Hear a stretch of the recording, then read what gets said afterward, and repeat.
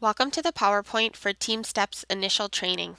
Following this course, you will be able to discuss the TeamStepps framework and key principles, describe the components of a multi-team system, describe 4 communication tools, describe effective team leader skills and 3 tools for leading teams, define situation monitoring and techniques for facilitating this monitoring, identify tools for use in conflict resolution, describe observable behaviors associated with effective team performance, summarize the barriers to teamwork, and identify tools and strategies to overcome these barriers, potential outcomes, and be able to apply TeamStepps tools and strategies to a clinical scenario. TeamStepps stands for Team Strategies and Tools to Enhance Performance and Patient Safety. TeamStepps is an evidence-based approach to improving patient care that has been implemented in many hospital systems. TeamStepps is built upon a framework composed of 4 teachable, learnable skills: communication, leadership, situation monitoring, and mutual support. You can see in the diagram this is the core of the TeamStepps model. The red arrows depict a two-way interplay between the 4 core skills and the team-related outcomes of enhanced knowledge, positive attitudes, and exceptional performance. Encircling the 4 skills is the patient care team, which represents not only the patient and direct caregivers, but also those who play a supportive role within the healthcare delivery system. There are 5 key principles presented in this session. These principles correspond with the TeamStepps Fundamentals course modules, which provide more in-depth instruction to direct care staff. In this PowerPoint, we will highlight key concepts from each module. Team structure identifies the components of a multi-system team that must work together effectively to ensure patient safety. Communication is a process by which information is clearly and accurately exchanged among team members. Leadership is the ability to coordinate the activities of team members by ensuring team actions are understood, changes in information are shared, and team members have the necessary resources. Situation monitoring is the process of actively scanning and assessing situational elements to gain information, understanding, or to maintain awareness to support the functioning of the team. Finally, mutual support is the ability to anticipate and support other team members' needs through accurate knowledge about their responsibilities and workload. Team structure refers to the composition of a team. In healthcare, multiple teams are involved in patient care. This model is known as a multi-team system, or MTS. Each team within an MTS is responsible for various parts of patient care, but all must act in concert to ensure quality patient care. A key component of the MTS is the patient. Patients are part of the patient care team and should be embraced and valued as contributing partners to patient care. In occupational therapy, this is focused on through occupation-centered practice. The core team consists of team leaders and team members who are involved in the direct care of the patient. This would most often be nurses, doctors, and therapists. Core team members include direct care providers and continuity providers. Continuity providers are those who manage the patient from assessment to discharge, such as care managers or social workers. The core team is based where the patient receives care. The coordinating team is the group responsible for day-to-day operational management, coordination functions, or resource management for the core team. Contingency teams are formed for specific events. This might be rapid response team or a code team. Within and across components of an MTS, communication is critical to the effectiveness of a team and to ensuring patient safety. TeamStepps provides several communication strategies that can be used to ensure effective communication. The first technique is SBAR. SBAR provides a standardized framework for members of the healthcare team to communicate about a patient's condition. You may also refer to this as the ISBAR, where I stands for introductions. SBAR is an easy-to-remember tool that is useful for framing any conversation, often a critical one requiring a clinician's immediate attention and action. In phrasing a conversation with another member of the team, consider presenting S as the situation, what is happening with the patient, B, what is the clinical background or context, A for assessment, what do I think the problem is, and R for recommendation, what do I recommend. You can look at the short video clip to see the SBAR technique used in action. Another communication tool is the callout. A callout is a tactic used to communicate critical information during an emergent event. Critical information called out in these situations helps the team anticipate and prepare for vital next steps in patient care. It also benefits a recorder when present during a code or emergent event. One important aspect of a callout is directing the information to a specific individual. A checkback is a closed-loop communication strategy used to verify and validate information exchanged. The strategy involves the sender initiating a message, the receiver accepting the message and confirming what was communicated, the sender verifying that the message was received. As shown in the example on the slide, the doctor communicates an instruction, the nurse repeats it back, and the doctor closes the loop by verifying that the nurse received the message accurately. When a team member is temporarily or permanently relieved of duty, there is a risk that necessary information about the patient might not be communicated. The handoff strategy is designed to enhance information exchange at critical times, such as transitions in care. More importantly, it maintains continuity of care despite changing caregivers. A proper handoff includes the following: transfer of responsibility and accountability. When handing off, it is your responsibility to know that the person who must accept responsibility is aware of assuming that responsibility. Similarly, you are accountable until both parties are aware of the transfer. Clarity of information. When uncertainty exists, it's your responsibility to clear up all ambiguity of responsibility before the transfer is completed. Verbal communication of information. You cannot assume that the person obtaining responsibility will read or understand written or nonverbal communications. Acknowledgement by receiver.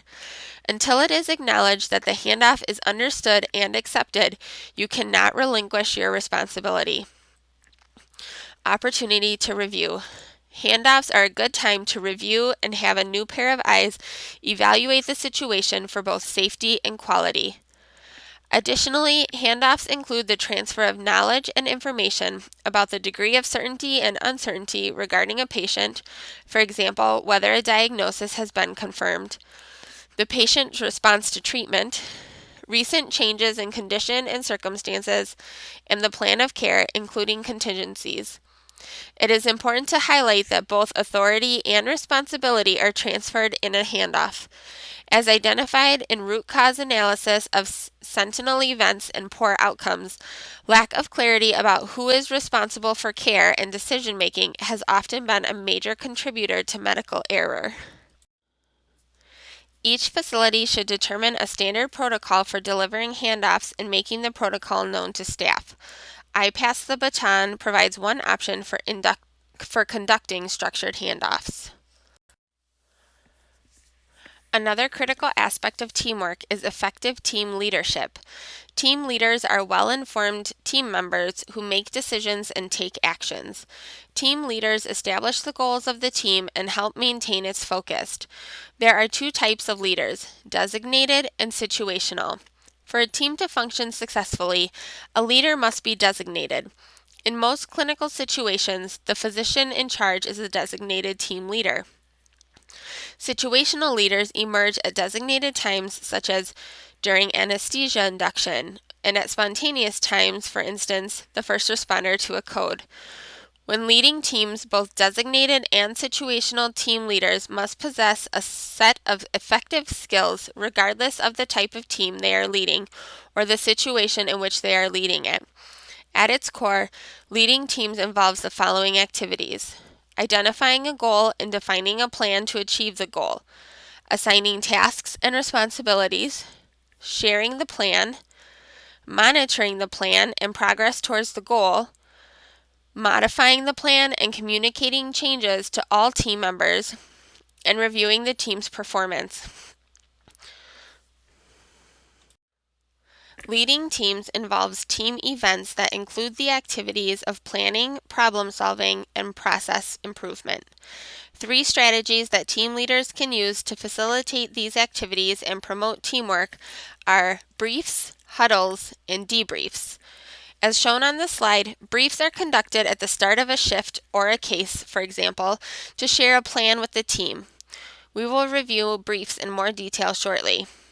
Huddles are ad hoc sessions to review and modify the established plans.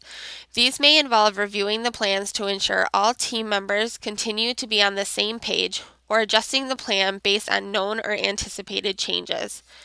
Debriefs are conducted to review what has occurred, such as after a case. These sessions are intended to improve team performance by identifying and reinforcing what went well and what can be improved.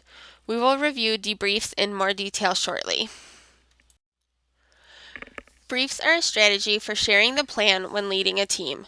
During a brief, which is sometimes referred to as a team meeting, the following information should be discussed: team membership and roles, clinical status of the team's patients, the plan of care for each team's patients, and issues affecting team operations.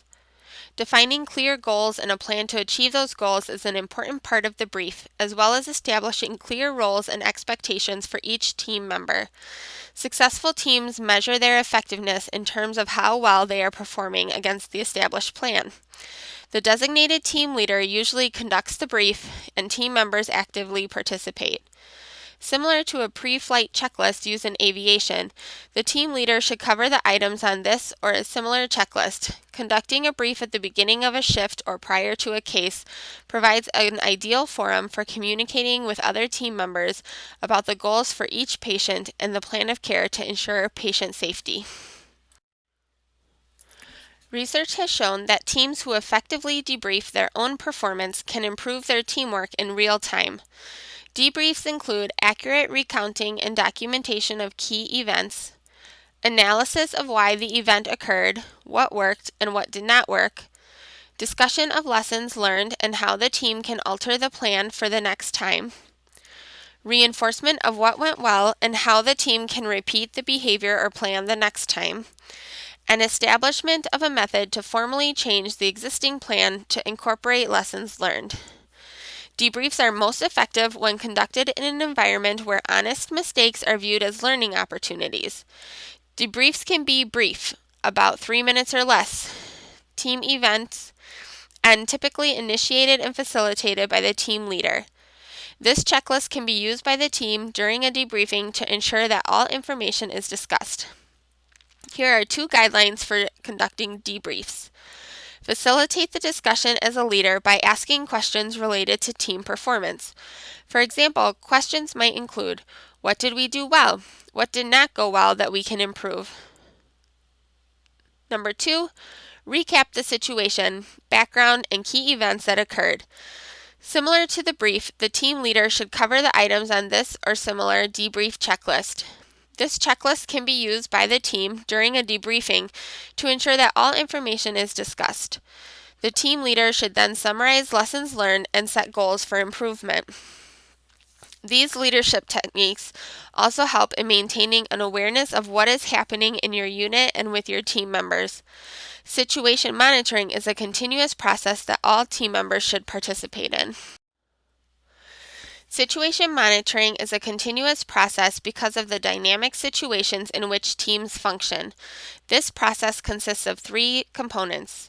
First, situation monitoring, an individual skill, is the process of actively scanning and assessing elements of the situation to gain information or maintain an accurate understanding of the situation in which the team functions.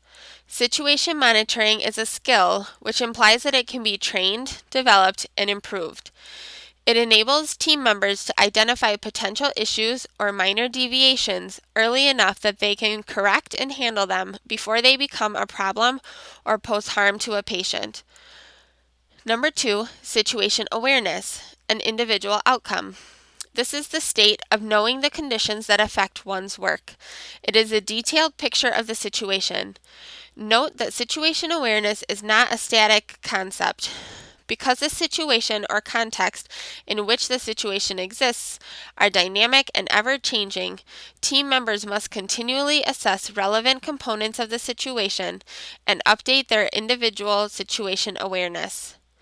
Number 3 is shared mental models. This is a team outcome and are the result of each team member maintaining his or her situational awareness and sharing relevant facts with the entire team. Doing so helps ensure that everyone on the team is on the same page. How do you acquire a trained eye as you monitor the situation on your unit? What are relevant components of the situation that provide clues about impending complications or contingencies? The STEP process is a mnemonic tool that can help you monitor the situation and the overall environment. The STEP process involves ongoing monitoring of the status of the patient, other team members, the environment, and progress toward the goal. It is not only the responsibility of the direct care team to monitor these elements. Anyone involved in the care of patients or environment should be expected to monitor the situation. In a healthcare setting, the most obvious element of the situation requiring constant monitoring is your patient's status. Even minor changes in the patient's vital signs may require dramatic changes in the team's actions and the urgency of its response. When assessing patient status, consider the patient history, vital signs, any medications, results of a physical exam, the plan of care, and the patient's psychosocial condition. You should also be aware of team member statuses, including fatigue level, workload, task performance, skill level, and stress level. When monitoring the environment, include facility information, administrative information, human resources, triage acuity, and equipment available to you. Finally, you should assess your progress toward goals by asking key questions. These questions are: what is the status of the team's patients? Has the team established goals? Has the team accomplished their tasks or actions? Is the plan still appropriate?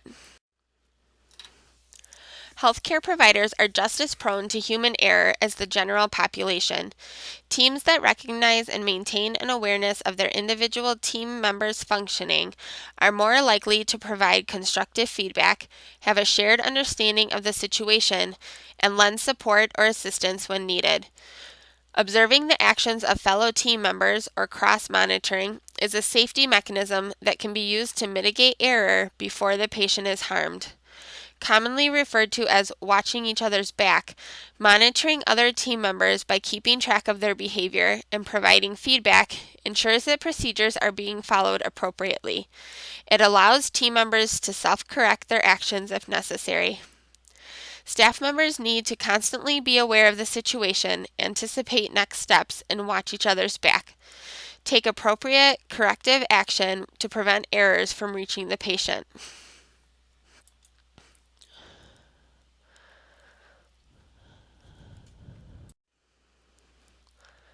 Awareness of your own condition to ensure that you are fit and ready to fulfill your duties is essential to delivering safe, quality care. Team members should assess and report if there is a personal situation affecting their ability to perform. I'm Safe is a simple checklist that can be used to determine both your coworkers and your own ability to perform safely. Mutual support, which is commonly referred to as backup behavior, is critical to team performance. Mutual support is derived from situation monitoring through the ability to anticipate patient needs, as well as other team members' needs, with accurate knowledge of their responsibilities. One method of providing mutual support is through task assistance. This includes both asking for assistance when needed and offering assistance to team members when the opportunity arises. Task assistance may involve asking for assistance when overwhelmed or unsure, helping team members to perform their tasks, shifting workload by redistributing tasks to other team members, delaying or rerouting work so the overburdened member can recover, and or filling in for overburdened team members when necessary. Task assistance is guided by situation monitoring, because situation awareness allows team members to effectively identify when they or other team members need assistance. To a certain degree, some of us have been conditioned to avoid asking for help because of the fear of suggesting lack of knowledge or confidence. Many people refuse to seek assistance when overwhelmed by tasks. In support of patient safety, however, task assistance is expected. Error vulnerability is increased when people are under stress, are in high task situations, or are fatigued. One of the most important concepts to remember with regard to task assistance is that assistance should be actively given and offered whenever there is a concern for patient safety. Another strategy to foster mutual support is feedback. Feedback is information provided for the purpose of improving team performance. The ability to communicate self-improvement information in a useful way is an important skill in the team improvement process. Feedback can be given by any team member at any time. It is not limited to leadership roles or formal evaluation mechanisms. Effective feedback benefits the team in several ways, including fostering improvement in work performance, meeting the team's and individuals' need for growth, promoting better working relationships, and helping the team set goals for ongoing improvement. A third strategy used to facilitate mutual support is advocacy and assertion. Advocacy and assertion interventions are invoked when a team member's viewpoint does not coincide with that of a decision maker. In advocating for the patient and asserting a corrective action, the team member has an opportunity to correct errors or the loss of situation awareness.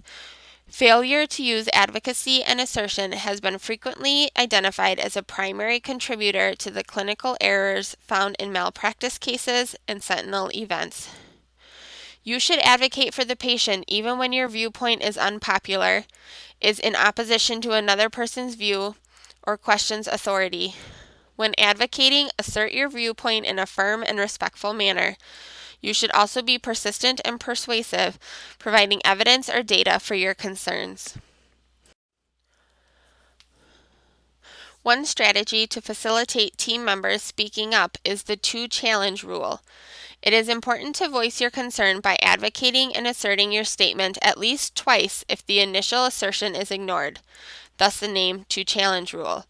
These 2 attempts may come from the same person or 2 different team members. The first challenge should be in the form of a question. The second challenge should provide some support for your concern.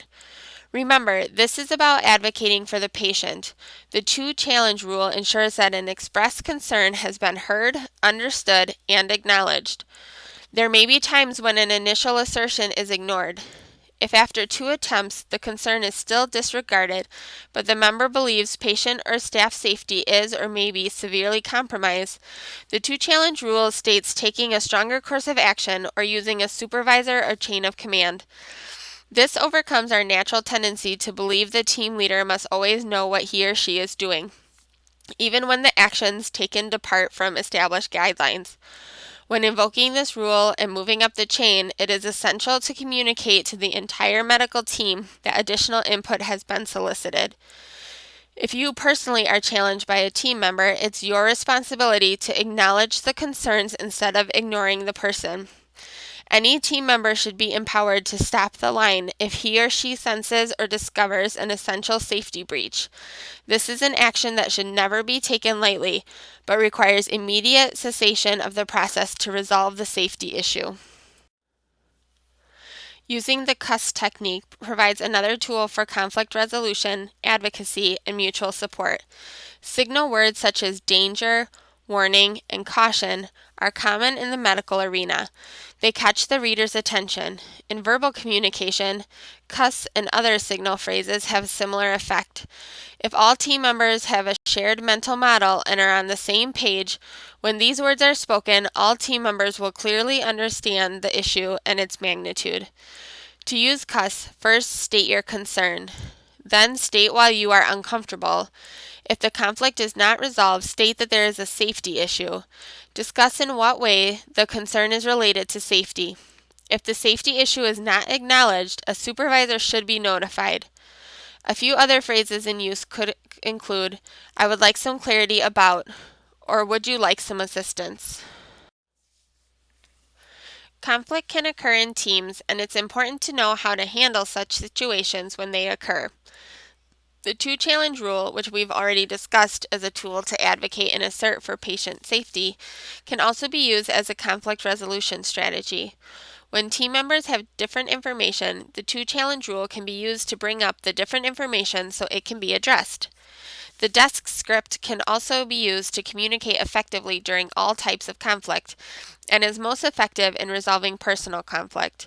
The desk script is used in the more conflicting scenarios in which behaviors aren't practiced, hostile or harassing behaviors are ongoing, and safe patient care is suffering. DESK is a mnemonic for D. Describe the specific situation. E. Express your concern about the action. S. Suggest other alternatives. And C. Consequences should be stated. Ultimately, consensus should be reached. There are some crucial things to consider when using the desk script. Time the conversation. Work on win-win. Despite your interpersonal conflict with the other party, team unity and quality of care depend on coming to a solution that all parties can live with. Frame problems in terms of personal experience and lessons learned. Choose the location. A private location that is not in front of the patient or other team members will allow both parties to focus on resolving the conflict rather than saving face. Use I statements rather than blaming statements. Critique is not criticism, and focus on what is right, not who is right. The most important thing to take away from this course is how you will apply the tools and strategies that you learn in your daily work. You will continue to apply the strategies and tools throughout your time in the OT program.